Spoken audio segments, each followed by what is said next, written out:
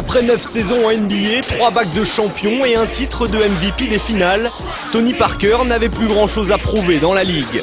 Pourtant, aucune trace de lassitude chez le Français, bien au contraire. Le meneur des Spurs s'est d'ailleurs encore une fois imposé comme le chef d'orchestre de la franchise texane. San Antonio, une machine bien huilée, emmenée par le Français. Je pense que la grande différence pour nous cette année, c'est qu'on était en bonne santé. Moi personnellement et Manu, on n'a pas loupé beaucoup de matchs. Et je pense que la mayonnaise, elle a bien pris. Le fait que Richard Jefferson aussi et McDay, c'était leur deuxième année, ils se sentaient un peu plus confortables dans le système de Pop. Et donc je pense qu'avec tous ces éléments-là, c'est ce qui a fait qu'on a fait une grosse saison cette année.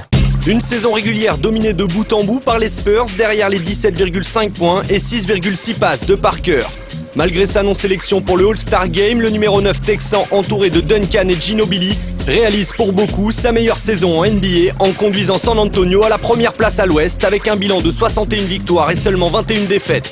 Un statut de leader de la conférence qui n'offre toutefois aucune garantie. Selon les observateurs, San Antonio n'est qu'un favori, parmi d'autres. À chaque fois, ils parlent des grosses équipes comme les Lakers, Chicago, Boston, Miami. Mais nous, ça ne nous dérange pas. On a déjà gagné 3 titres comme ça et j'espère en gagner un 4e. Il faudra pour cela passer dans un premier temps l'obstacle Memphis. Les Grizzlies ont en effet créé la sensation du premier tour en s'imposant sur le parquet des Spurs, malgré les 20 points de Tony Parker.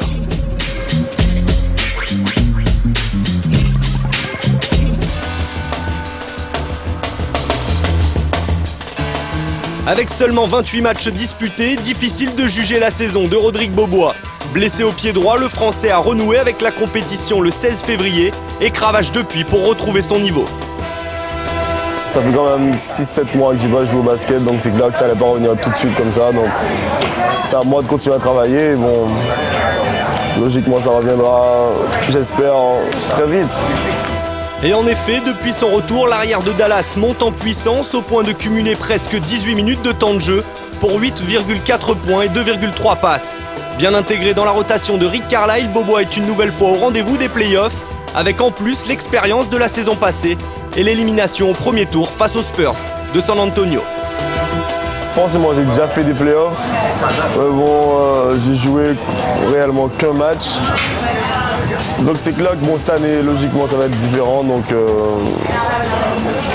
ce que je suis excité, c'est clair que je suis impatient. C'est clair que j'aurais préféré avoir une saison entière sous la main avant d'aborder les playoffs. Mais bon, on ne peut pas réécrire l'histoire.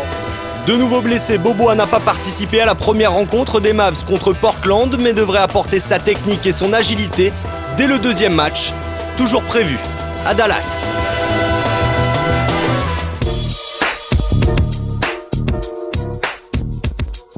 Coéquipier de Beaubois à Dallas, Ian Mahinmi avait d'autres objectifs cette année. Arrivé en début de saison en provenance de San Antonio avec le statut de 3e pivot derrière Chandler et Haywood, Mahinmi s'est fait une place dans la rotation aux yeux de Rick Carlisle. Déjà, une forme de victoire. Comparé à l'année dernière, mon rôle est beaucoup plus important dans l'équipe, donc tout va bien, je suis content. Si le Français semble épanoui, son rôle en play-off devrait toutefois rester limité, à moins que Dallas ne survole sa série face à Portland.